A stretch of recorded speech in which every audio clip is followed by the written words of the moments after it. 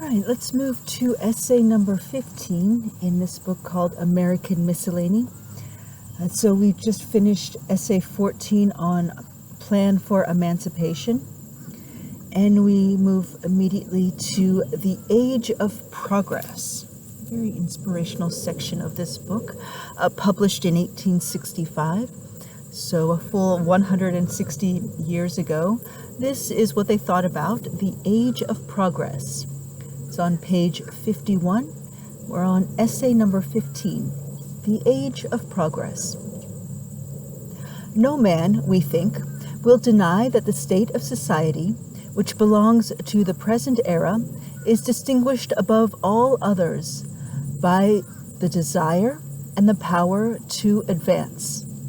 To resist such progress is not possible, and if possible, would not be lawful, since the resistance would be nothing less than the willful rejection of benefits which God's providence has scattered in our path. Look only to those benefits which the oldest may remember to have seen wrought in his own day, and the commencement of some which may have been witnessed even by the youngest. Look, for instance, to the valuable discoveries made, we may almost say daily, throughout the vast and various fields of natural science.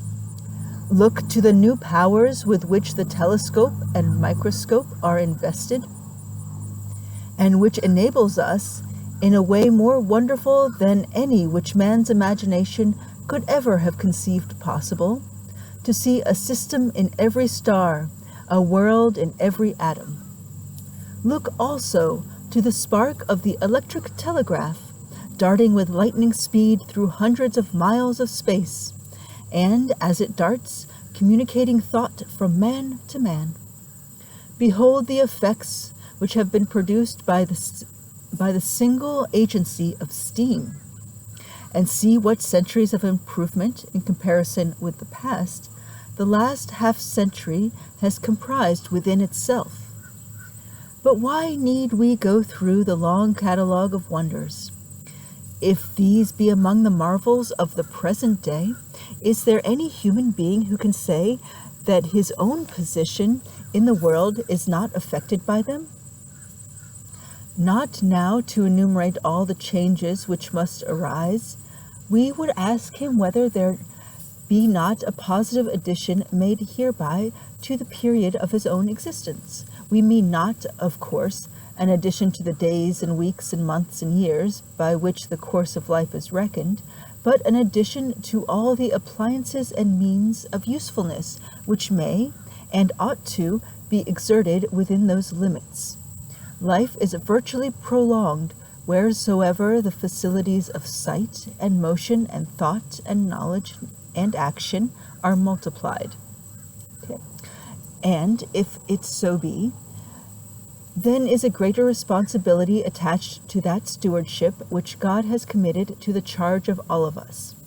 A higher value is imparted to the trust, and heavier will be the sin of throwing it away or of employing it unprofitably.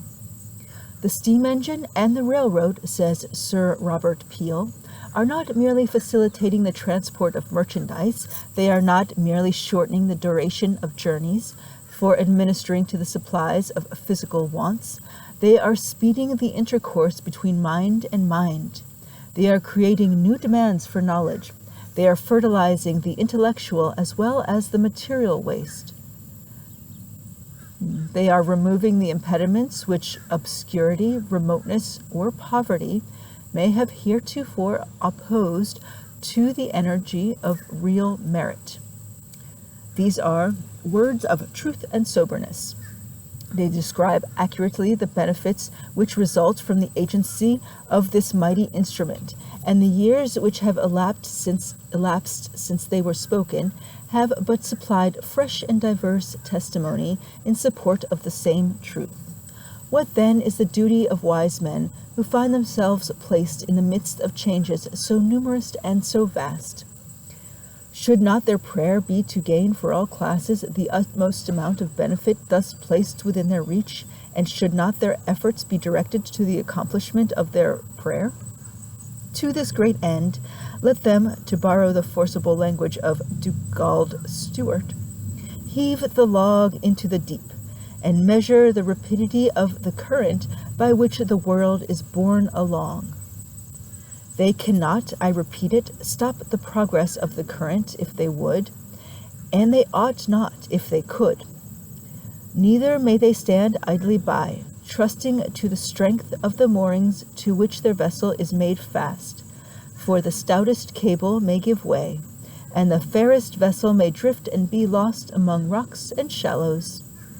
Let them strive, therefore, and turn, in the best directions, the stream which is carrying them forward. Let them open for it a free course into regions where it is most needed, and rejoice, as they see it, fertilizing the intellectual as well as the material waste.